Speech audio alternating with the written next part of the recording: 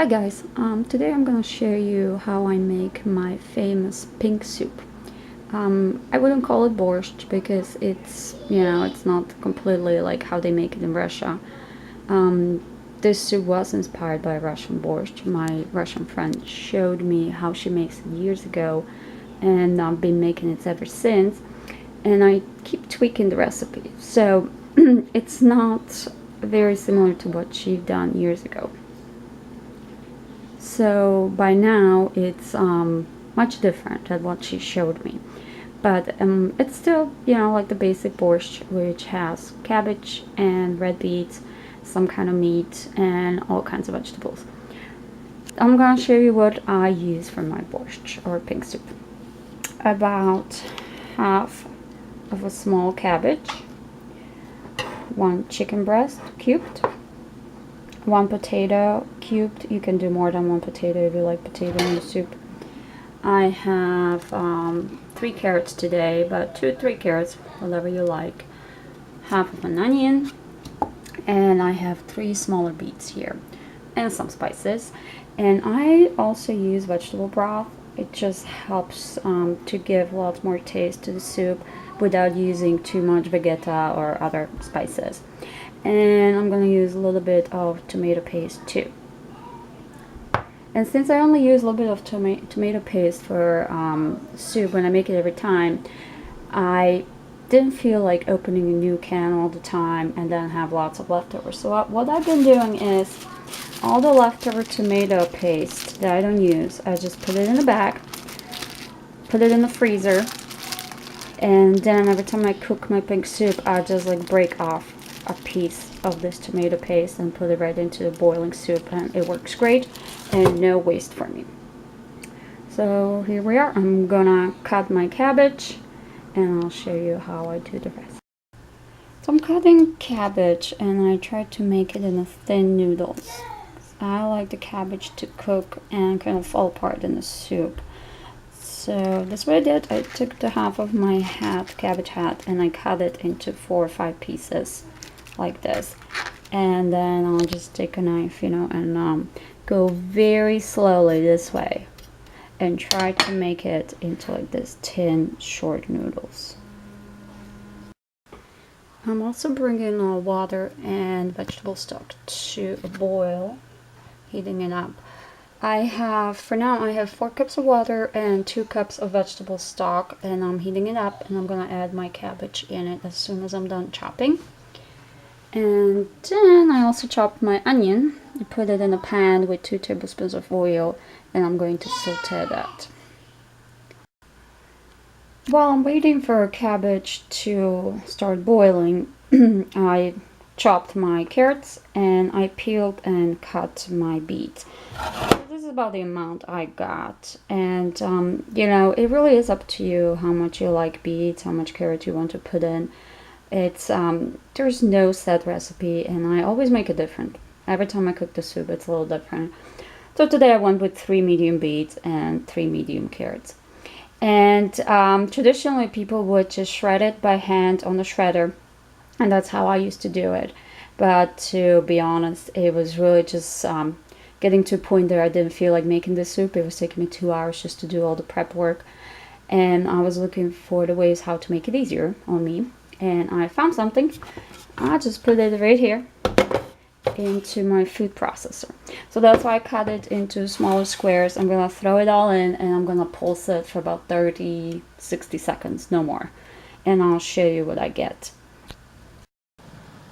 I threw everything in my food processor and I'm ready to blend it, but I hear my soup is coming to a boil. That's how it looks.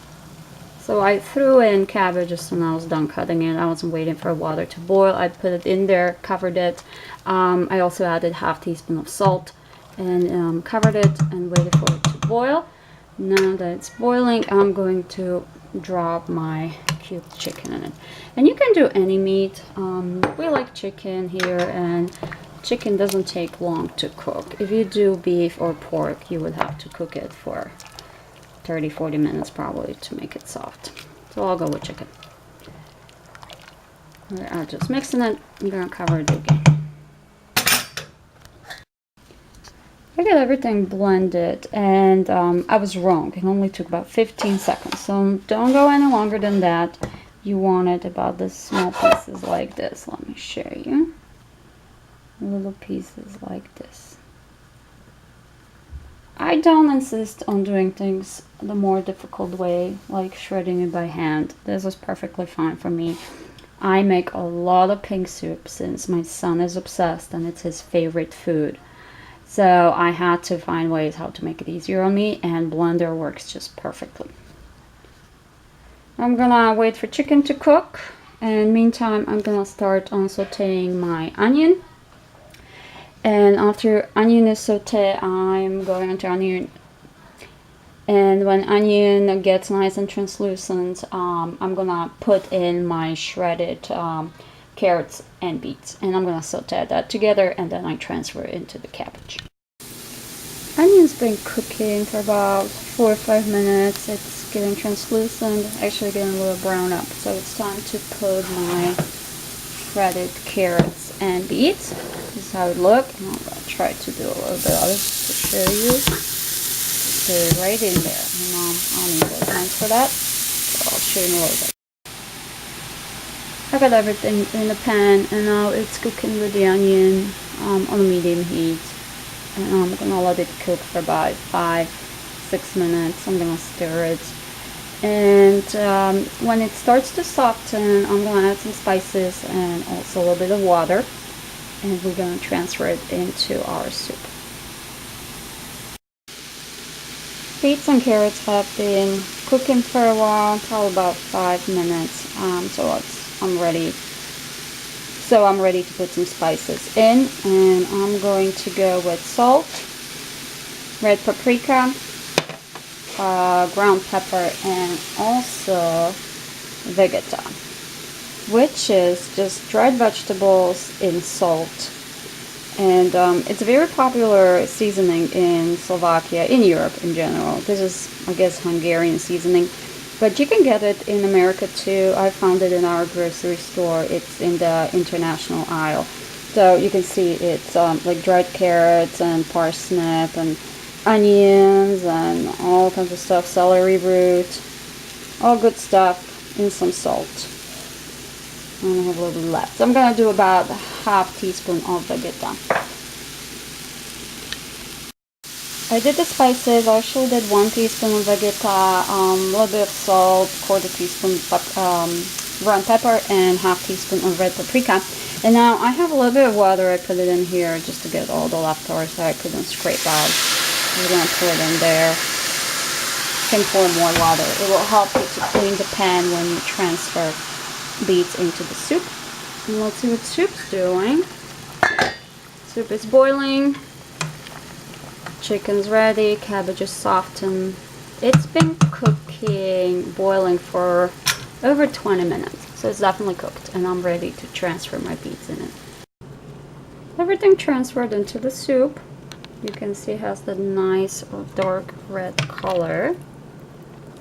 This is how it looks. And I just have a few last things to add. So first I have my cut potatoes. I cut them earlier and I covered them with water so they wouldn't get all black and nasty red color. I'm gonna put that in. Good. And I also need a little bit of tomato paste. So as I said earlier, I freeze the leftover tomato paste every time I cook soup. Then I can just go into my freezer and break off a nice chunk of tomato paste and put it in there. I think there's about 2 tablespoons, and it doesn't hurt. You put less, you put more. It really doesn't matter. Okay, I'm gonna bring it to boil again, cover it, and let it simmer for another 10 minutes. And my pink soup is now ready. It's been cooking for about 10-12 minutes. I was just waiting for potatoes to get a little soft, and this is how it looks. It's all ready to go. This point you can taste it and see if it needs any more spices. I would think it might need more Vegeta or salt or a little bit of pepper. But it's ready to be served, and you serve it with a little bit of sour cream, or a lot in my case. I love a lot of sour cream in my pink soup. So as I said, this is inspired by Russian Borscht, but I'm pretty sure I make it very differently as they do it. This is my recipe and this is how we like it, and my son just loves it. He's been in love with pink soup since he was 18 months old, and he really wanted to try it, and I thought there's no way he's gonna spit it out, and he just loved it. He asked for a second bowl, and ever since, every time I ask what to cook, he says pink soup, and he just loves it. So I know it looks weird, and you think it's all kinds of weird stuff in it, but trust me, it just all works together. You put sour cream on it, and it's just absolutely delicious and healthy.